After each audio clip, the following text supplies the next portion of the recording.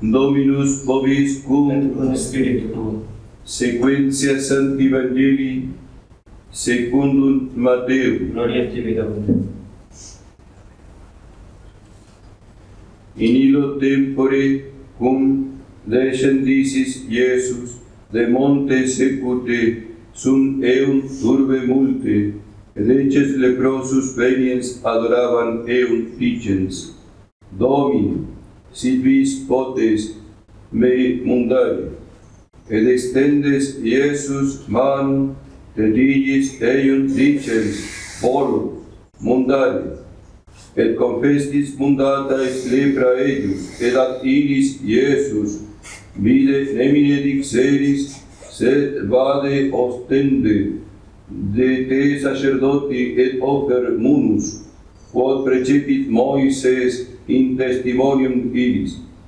Cunautem introises Capharnaum, accesis ad eum centurio, rogans eum edicens: Domine, puer meus, diaces in domo paralyticus, et male dorquetur. Et ai illis Iesus, ego venian et curabo eum. Et respondes centurios ai: Domine, non sunt digni, od intre subtectum meum, sectactum di verbo, exarabitur puer meus. Nanet ego homo sum potestate constitutus, habens sud me, milites edicos ui. Vade, et alvi, veni et veni, ex servos meus. Fac o ex facis audiens autem Iesus, miratus ex sequentibus, sedixis: Amen dico vobis, non invenis tanta fidem in Israel. Dico autem vobis quod multis ad orientes et occidentes veniet, et recumbent eum, Abraham, et Isaac, et Jacob, in regnum celorum, fili autem regnin adicentur in tenebris exterioris, ibi erit flectus est stridor decisium, edixis Iesus centurionis: Vade et sicut, credidistis fiat ibi, et sanatus es puer in illa odor. Laus Christi. Dios te salve María, llena eres de gracia, el Señor es contigo. Bendita tú eres entre todas las mujeres, y bendito es el fruto de tu vientre Jesús. Santa María, Madre de Dios, ruega por nosotros pecadores, ahora y en la hora de nuestra muerte. Amén.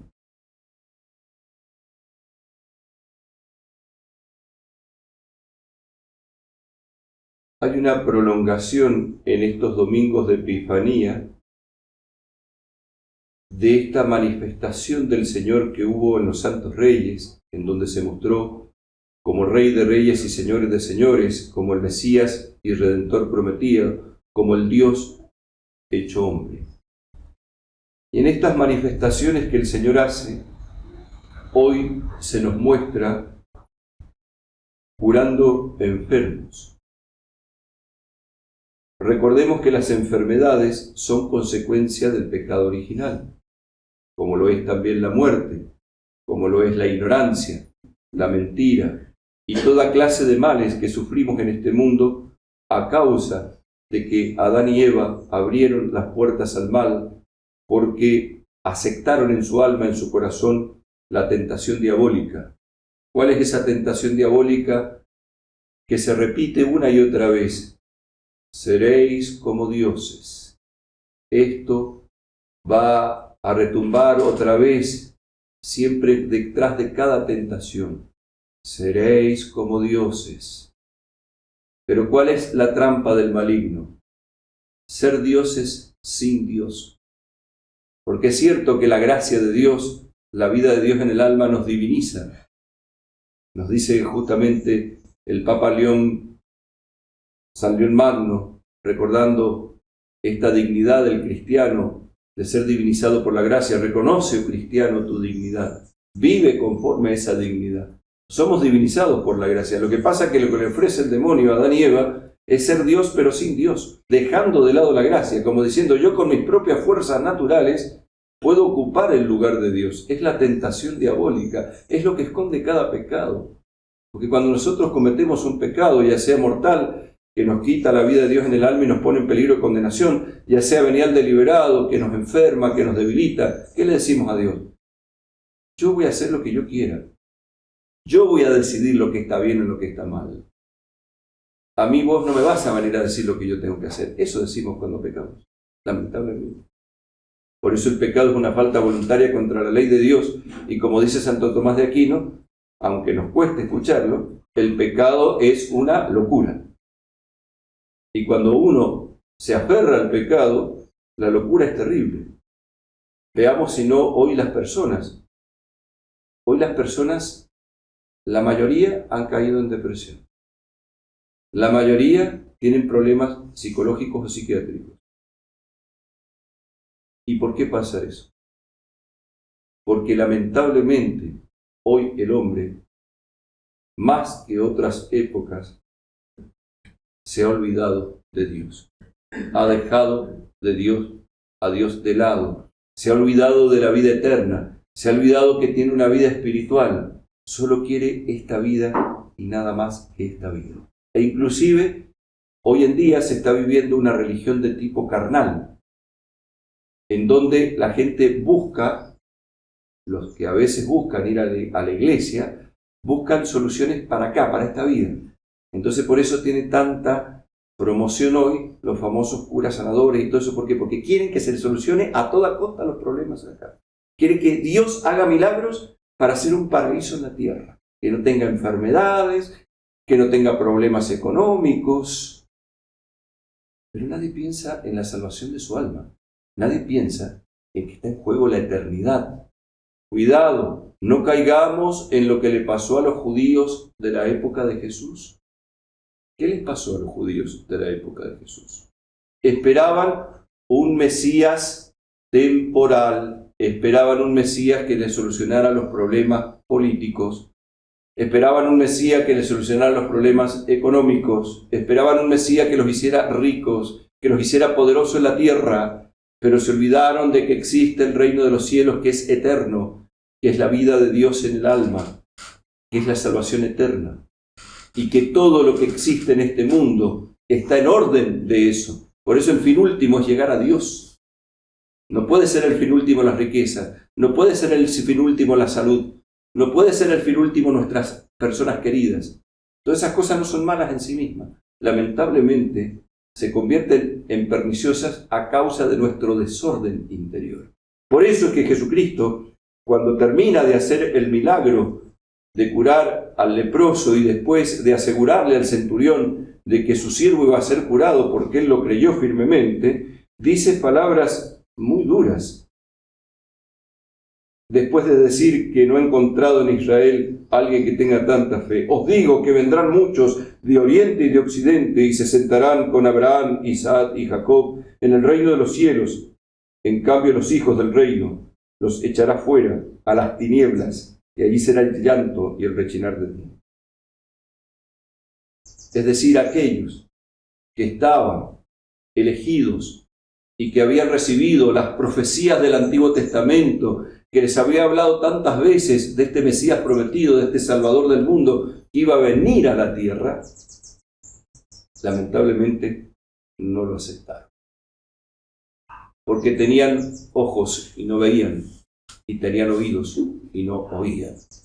Jesucristo hizo tantos milagros para mostrar su poder, y decían, viene del poder de Belzebul, príncipe de los demonios.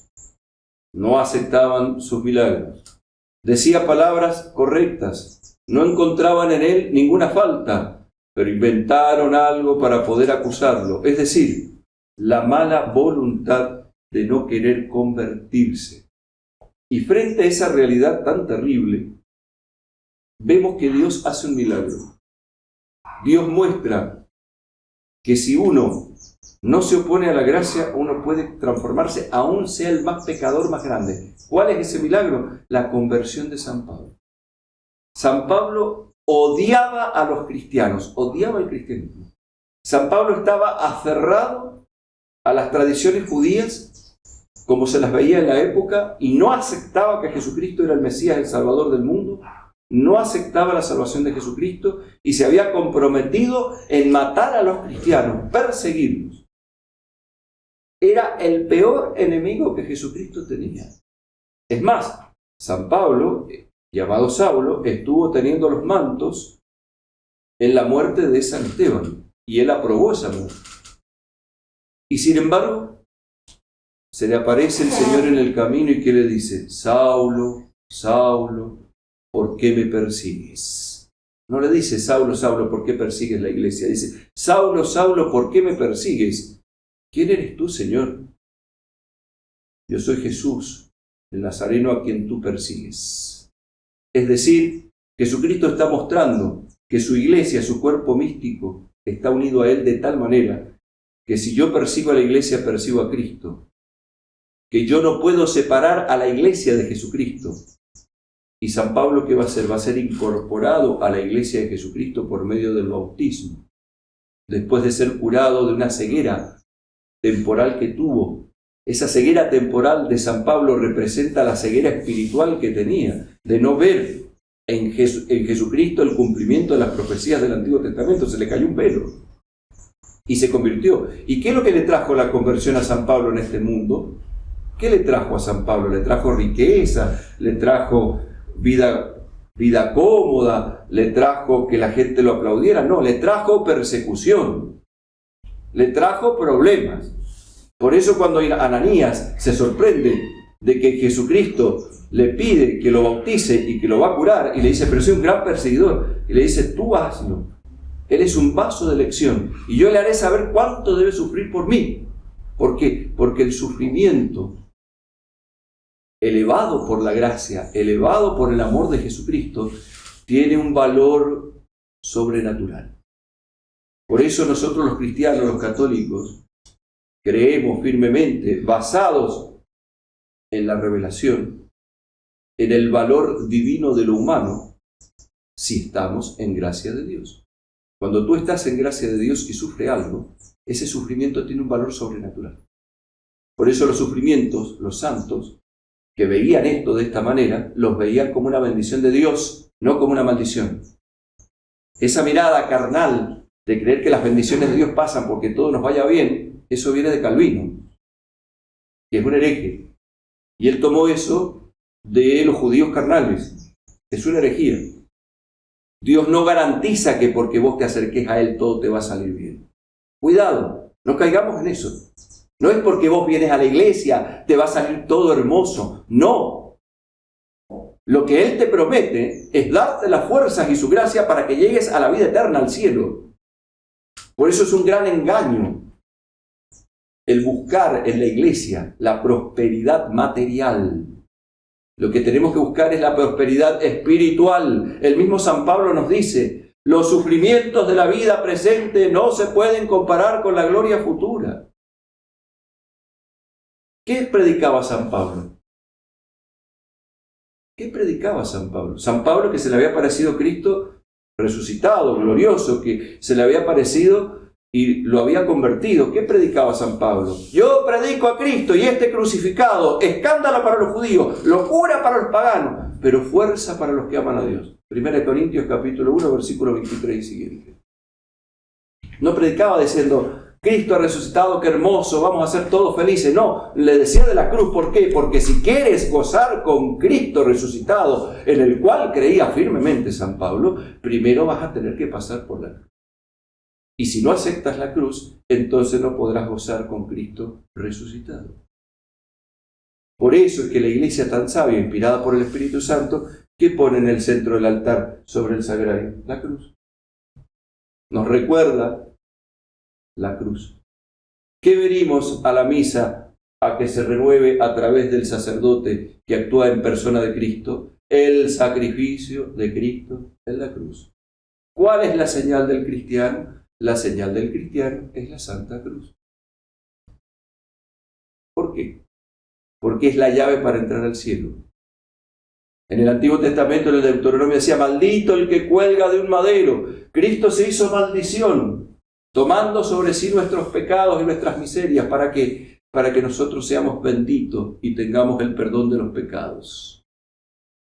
El perdón de los pecados para nosotros miserables pecadores, la preservación del pecado para la Virgen Inmaculada, que fue redimida de manera especial y única. Que nunca me voy a cansar de recordarlo. ¿Por qué? Porque nuestra Madre es clave en este plan divino. La Madre ha sido elegida para unirnos a Jesucristo y para protegernos, para que nosotros podamos responder a este Cristo.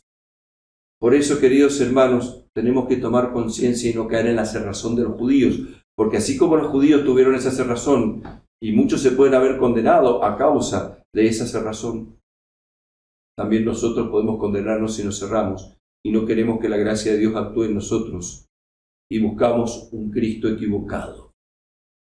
Por eso, si vienes acá a la iglesia, si vienes a misa los domingos, si quieres ser cristiano, quieres ser católico practicante, no te prometemos que todo te va a ir bien.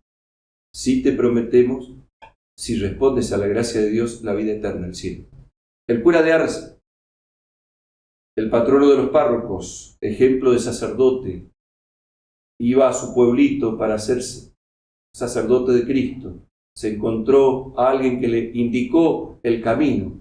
¿Y qué le dijo él? Tú me has indicado el camino a Ars, yo te indicaré el camino al cielo. Esa es la función del sacerdote, esa es la función del obispo. Indicar el camino que lleva a la vida eterna, al cielo. No busquen otra cosa. No crean que nosotros estamos para hacer milagros. A veces Dios hace accidentalmente algún milagro. ¿Pero para qué? Para convertir un alma, para llevarla al cielo. No para que nos quedemos en esos hechos extraordinarios y queramos simplemente que se haga milagro tras milagro. ¿Qué hizo Jesucristo cuando la gente lo buscaba para que hiciera milagros? ¿Qué hizo Jesucristo cuando lo buscaban esa multitud que le dio de comer 5.000 panes que lo buscaban para hacerlo rey? Huyó. No lo permitió. Porque Él vino en primer lugar a buscar nuestra salvación, no a querer hacernos la vida más cómoda. Cristo no vino a este mundo y nos prometió, si ustedes son cristianos yo les voy a hacer la vida más cómoda. Nos prometió la vida eterna y nos dijo, el que quiera seguirme, niéguese a sí mismo, cargue con su cruz y sígame.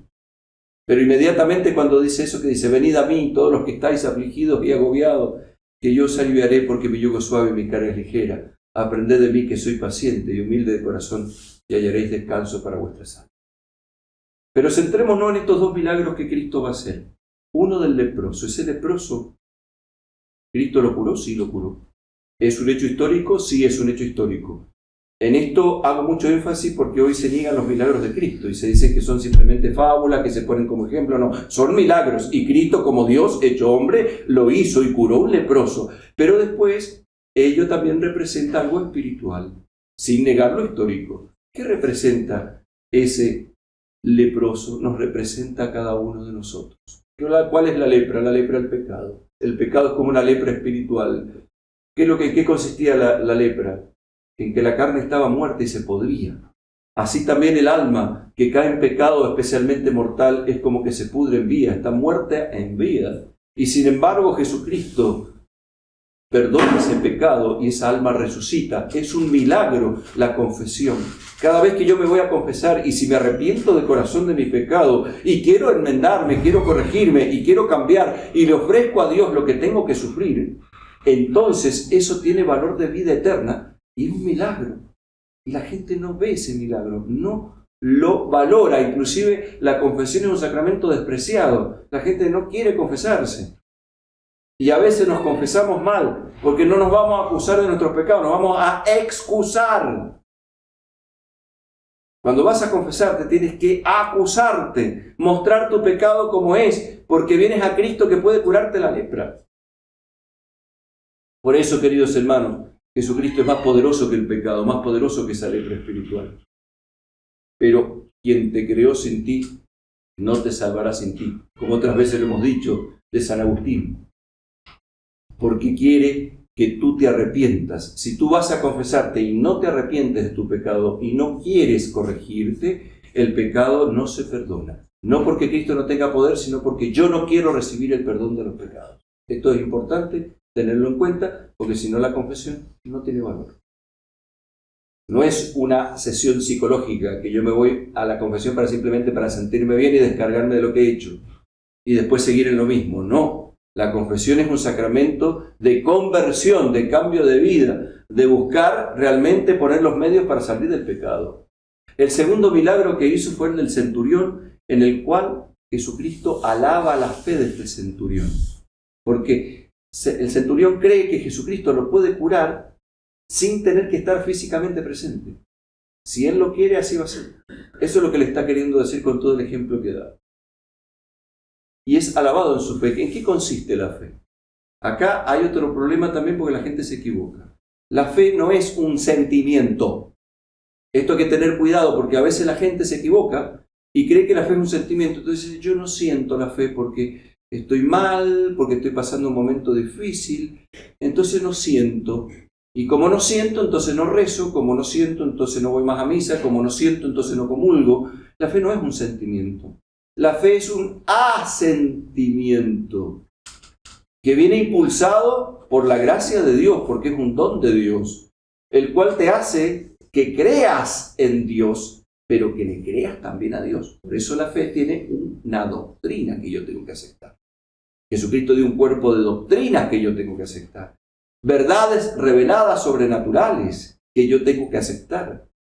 ¿Y qué aceptó acá el centurión? Aceptó que Cristo era Dios hecho hombre y que tenía el poder de curar a este criado. Y que ese poder iba más allá de esa curación, que era el Salvador del mundo, que era el Redentor. Creyó lo que no estaban creyendo los judíos a pesar de tener las profecías.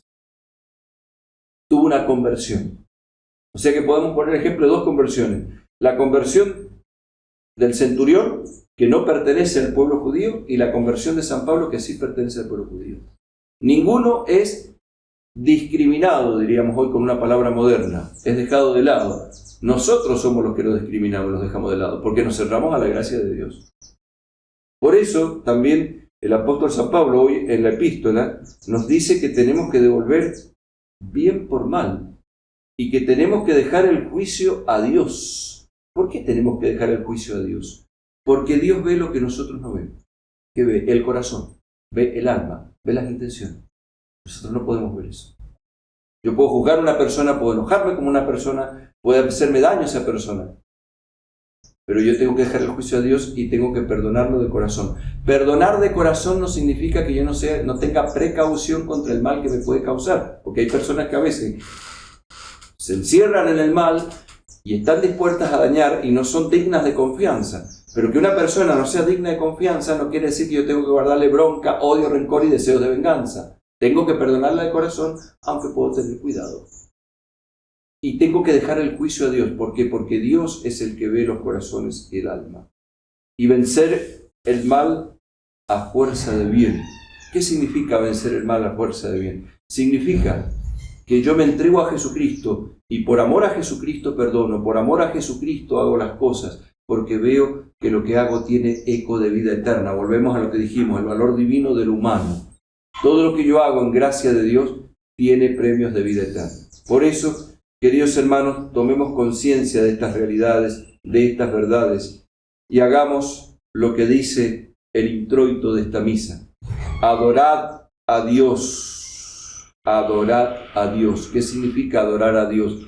Significa reconocerlo como Dios, someterse. Por eso el signo externo de adoración es el arrodillarse. Por eso ustedes se arrodillan cuando van a comulgar. ¿Por qué? Porque adoran a Jesucristo que está presente en la hostia consagrada.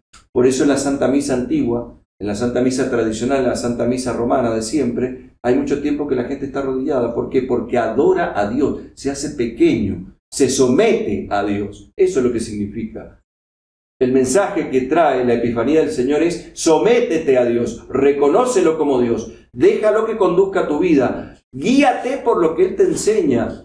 Los principios de Cristo sean tus principios, sean los que rijan tus decisiones. Entonces acá viene la pregunta que tendríamos que hacer como examen de conciencia. ¿Qué rigen tus decisiones? ¿Los principios de Jesucristo, los principios cristianos, o tus cosas, o el mundo? Sí, soy cristiano, pero busco vengarme. Sí, soy cristiano, pero ando mintiendo constantemente. Sí, soy cristiano, pero si puedo robar en el trabajo, robo. Sí, soy cristiano, pero hablo mal de los demás. Sí, soy cristiano, pero ese pero está de más. debo pedir la conversión. Es cierto, somos miserables pecadores y en este mundo no vamos a ser inmaculados, pero sí tenemos que declararle una guerra acérrimo al pecado, al demonio, al mundo y a la carne en Jesucristo, y luchar una y otra vez y tener ese espíritu de compunción que otra vez hemos dicho. ¿Qué es el espíritu de compunción? Lo recuerdo. Es tener dolor de los pecados y ver que Él ha entregado su vida en la cruz por mí y que yo le fallo y que no le respondo a lo que le tendría que responder, y sin embargo Él me sigue buscando y me da su madre y me da su gracia y me da la Santa Misa y me da la comunión y tanto me ama y tanta paciencia me tiene. Responde, tratando de hacer un verdadero cambio de vida, una verdadera conversión. Eso es realmente tener espíritu de penitencia, que ahora lo necesitamos. Por eso la Iglesia ponía tantos tiempos de penitencia. Por ejemplo, el otro domingo ya empieza la preparación a la Cuaresma. Había una preparación a la Cuaresma. 3 domingos antes del miércoles de ceniza se empezaban a preparar para la Cuaresma, para tener ese espíritu de compunción, para dolerse porque uno no se sometía a Dios, porque era rebelde. Lo reconoce ante Dios. Por eso los ornamentos que van a ver el próximo domingo van a ser morados, porque ya empieza una preparación a la penitencia. ¿Y por qué tenemos que hacer tanta penitencia? Porque estás inclinado al mal. Porque tenemos esa atracción al pecado. Porque el pecado original se nos borró en el bautismo, pero no se te borraron sus consecuencias. Porque la confesión perdona los pecados, pero tenés la concupiscencia, la inclinación al mal adentro, que si no la vencés con la oración, la penitencia, evitar las ocasiones próximas de pecado, te atrapa y empieza a crecer eso y la gracia disminuye en nosotros. Tenemos que ser conscientes de esto, para no caer en aquello de Lutero, que es un error gravísimo. ¿Qué decía Lutero? Peca fuerte y crea aún más fuerte, para justificar su pecado. Eso no es verdad. Por eso, queridos hermanos, tomemos conciencia de esto y nos volvemos con la oración colecta de hoy que decía: omnipotente, todopoderoso y sempiterno Dios, mira propicio nuestra flaqueza y extiende para protegernos. Mira nuestra flaqueza, Señor. Somos miserables, nos caemos. Protégenos, sálvanos, danos tu gracia. Madre Inmaculada, que en Lourdes te apareciste diciendo penitencia, penitencia, penitencia. Que te apareciste en Lourdes dándonos el Santo Rosario, diciendo: yo soy la Inmaculada Concepción. Oh Madre purísima, inmaculada, sin pecado, por la gracia de Dios, ruega por nosotros miserables pecadores, ahora y en la hora de nuestra muerte, porque tenemos la lepra del pecado, porque estamos enfermos por el pecado. Podríamos decir que esa lepra representa el pecado mortal, y el enfermo que Cristo va a curar del paralítico representaría el pecado venial. El pecado venial es grave, en el sentido de que si nosotros no lo combatimos nos lleva al pecado mortal. Por eso, las pequeñas faltas, cuando nos damos cuenta en que fallamos, tenemos que combatirlas y tenemos que tratar de ponerle solución y tenemos que tratar de enmendarnos y de corregirnos, de sacar de nuestro interior nuestro capricho, nuestra soberbia, querer que Cristo conduzca nuestra vida. Madre Inmaculada, escúchanos, intercede por nosotros y ayúdanos como San Pablo a convertirnos de corazón, que no nos cerremos en nuestro pecado. Ayúdanos realmente a ser dóciles a la gracia de Dios. Por eso, Madre, te suplicamos que intercedas ante Jesucristo, nuestro Salvador, y por eso te decimos: oh Santa Madre de Dios, ruega por nosotros pecadores, ahora y en la hora de nuestra muerte. Amén. Ave María Purísima. Sin pecado.